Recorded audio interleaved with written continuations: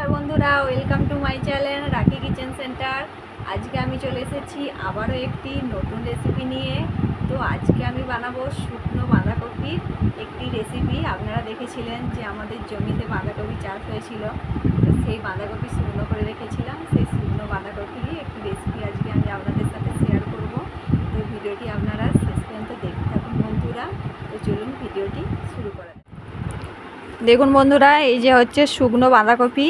তো বাঁধাকপিকে কেটে ভালো করে ধুয়ে হলুদ মাখিয়ে আমরা রোদে শুকনো করে রেখেছি।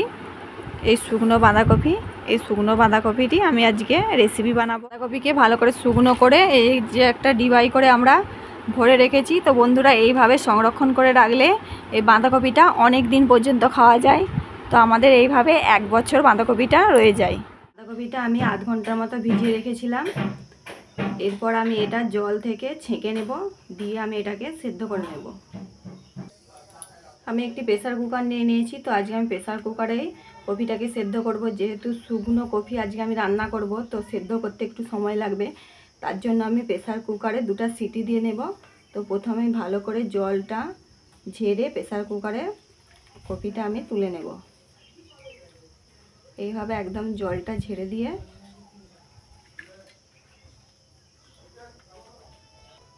কপিটা সেদ্ধ করে নিয়েও আমি সেদ্ধ করা জলটাকেও ভালো করে ঝেড়ে নেব। সমস্ত কপিটা আমি জল ছড়িয়ে প্রেসার কুকারে নিয়ে দিচ্ছি 1 চিমটির মতো হলুদ। এখানে আমি শুধু হলুদই ব্যবহার করব, নুন দেব না। আমি অ্যাড করে দিচ্ছি পরিমাণ মতো জল। যেহেতু আমি জলটা গেলে ফেলে দেবো, তার জন্য একটু বেশি পরিমাণে আমি জল ব্যবহার করছি।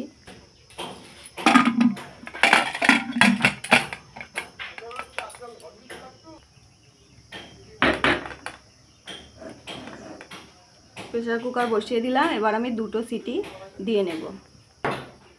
এখানে আমি আলু কেটে নিয়েছি টুকরো টুকরো করে। এই আলুগুলো আমি যতক্ষণ সেদ্ধ হচ্ছে আমি আলুগুলো ভেজে নেব। দিয়ে দেব পরিমাণ মতো তেল। এই রান্নাটা আমি সরষের তেল দিয়ে করব। তেলটা গরম হয়ে গেলে আমি আলুগুলো দিয়ে দেব।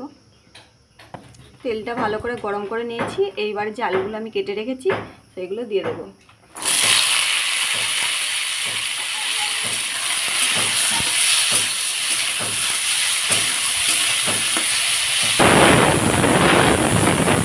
আলুতে আমি দিয়ে দিচ্ছি স্বাদ মতো লবণ,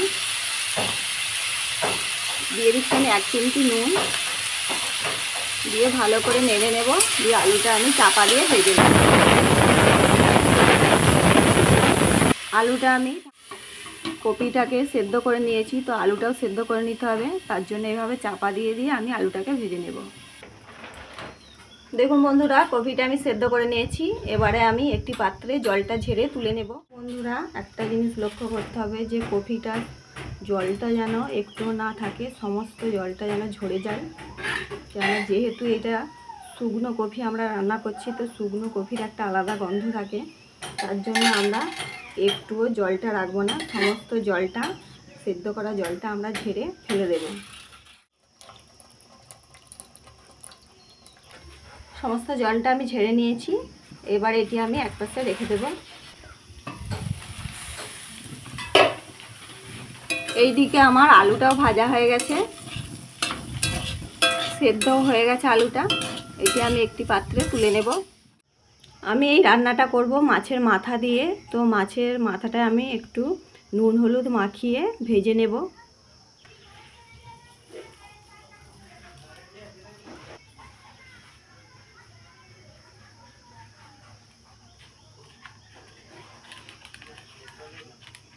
ভালো করে নুন হলুদটা আমি মাখিয়ে নিলাম। ভালো করে গরম করে নিয়েছি। এবারে আমি মাছের মাথাটা ভেজে নেব।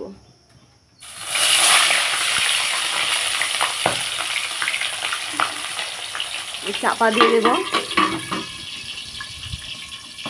মাছের মাথাটা আমার ভাজা হয়ে গেছে, আমি তুলে রেখে দেবো একটি পাত্রে। আমি মশলাটা কষিয়ে নেব। তার জন্য আমি যে মাছটা ভেজেছিলাম সেই তেলটাতেই ফোড়ন দিয়ে দেব, 2টো তেজপাতা এবং 2টো শুকনো লঙ্কা। আর এখানে আমি নিয়ে নিয়েছি 1/2 টিস্পুন কালো জিরে, এটাও দিয়ে দেব।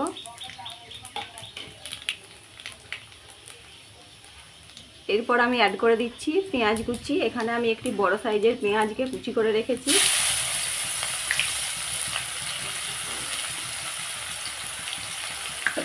পেঁয়াজটাকে আমি ভালো করে ভেজে নেব। পেঁয়াজটা ভেজে নিয়ে আমি দিয়ে দিচ্ছি একটা টমেটো কুচি। এখানে আমি একটা মিডিয়াম সাইজের টমেটোকে কুচি করে রেখেছি, এটা আমি অ্যাড করে দিচ্ছি। টমেটোটা দিয়ে আমি ভালো করে নেড়ে নেব। এখানে আমি 2 চামচের মতো আদা রসুন পেস্ট করে রেখেছি, এই আদা রসুন পেস্টটা আমি এবারে অ্যাড করে দিচ্ছি। ভালো করে আদা রসুনটাও আমি ভেজে নেব।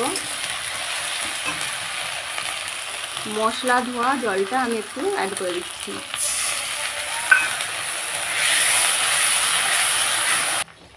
এবার আমি গুঁড়ো মশলাগুলো একে একে অ্যাড করে দেব। দিয়ে দিচ্ছি আমি জিরের গুঁড়ো,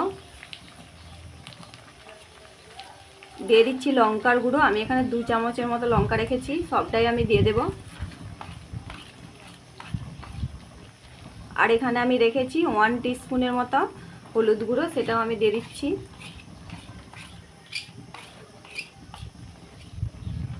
আর আমি দিয়ে দিচ্ছি স্বাদ মতো লবণ। মশলাগুলোকে আমি ভালো করে কষিয়ে নেব। সমস্ত মশলাগুলো আমি ভালো করে কষিয়ে নিয়েছি।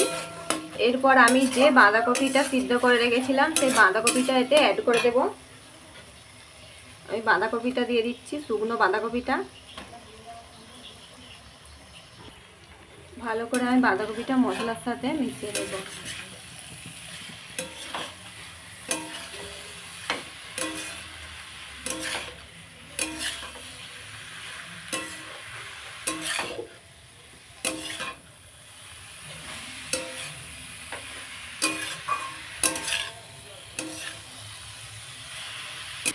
বাঁধাকপিটা সেদ্ধ করার সময় আমি কোনো রকম নুন ব্যবহার করিনি, তো এখন আমি দিয়ে দিচ্ছি স্বাদ মতো লবণ।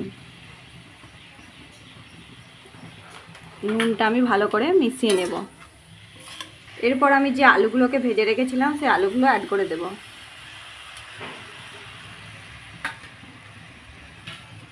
বাঁধাকপি আর আলুটাকে আমি মশলার সাথে ভালো করে কষিয়ে নেব।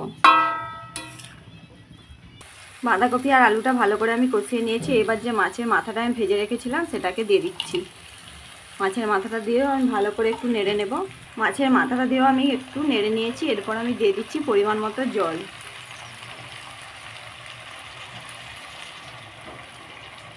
আমি এখানে পরিমাণ মতো জল অ্যাড করে দিলাম, একটু নেড়ে নেব। পা দিয়ে আমি কিছুক্ষণ দমে রান্না হতে দেব। কিছুক্ষণ বাঁধাকপিটা আমি দমে রান্না করে নিয়েছি। এরপর অ্যাড করে দিচ্ছি অল্প পরিমাণে গরম মশলার গুঁড়ো। অল্প পরিমাণে আমি গরম মশলা অ্যাড করে দিলাম। গরম মশলাটা দিয়ে আমি আবার কিছুক্ষণ রান্না করে নেব। গরম মশলা দিয়ে আমি কিছুক্ষণ ফুটিয়ে নিয়েছি। এরপর আমি অ্যাড করে দিচ্ছি 1 চামচ পরিমাণে চিনি। চিনিটা দিয়ে আমি কিছুক্ষণ রান্না করে নিয়েছি। আমাদের মাছের মাথা দিয়ে শুকনো বাঁধাকপির ঘন্ট একদম রেডি হয়েই গেছে প্রায়। সামান্য ঘি দিলে আমার তরকারিটা রেসিপিটা কমপ্লিট হয়ে যাবে। তো বন্ধুরা, এইভাবে আপনারা বাড়িতে বানিয়ে দেখবেন। শুকনো বাঁধাকপি খেতে যে এত সুস্বাদু এবং টেস্টি হয়, আপনারা বাড়িতে না বানিয়ে খেলে বুঝতেই পারবেন না। সর্বশেষ আমি অ্যাড করে দিচ্ছি 1/2 চামচের মতো ঘি। ঘিটা বন্ধুরা আপনারা দিতে পারেন, নাও দিতে পারেন। তো ঘিটা দিলে টেস্টটা আরও খেতে ভালো হয়, তার জন্য চেষ্টা করবেন ঘিটা যাতে দেওয়া যায়। তো ঘিটা দিয়ে আমি কিছুক্ষণ চাপা দিয়ে দেব।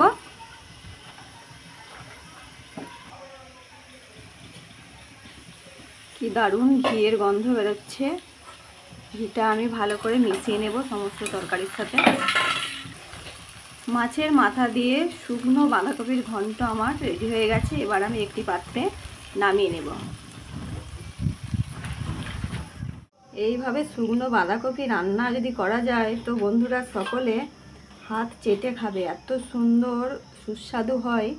শুকনো বাঁধাকপি খেতে কোনো স্মেলও থাকে না এর মধ্যে, যে শুকনো বাঁধাকপির যে একটা গন্ধ, সেই গন্ধটাও থাকে না। তো আপনারা বাড়িতে এইভাবে একবার শুকনো বাঁধাকপি বানিয়ে দেখবেন, তো দারুণ খেতে হয়। মাছের মাথা দিয়ে শুকনো বাঁধাকপির ঘন্ট আমাদের একদম পরিবেশনের জন্য রেডি হয়ে গেছে। দেখুন বন্ধুরা, এবারে আমরা এটা টেস্ট করে দেখব কেমন হয়েছে। আজকে আপনাদের দাদা টেস্ট করে বলবে যে শুকনো বাঁধাকপির ঘন্ট কেমন হয়েছে।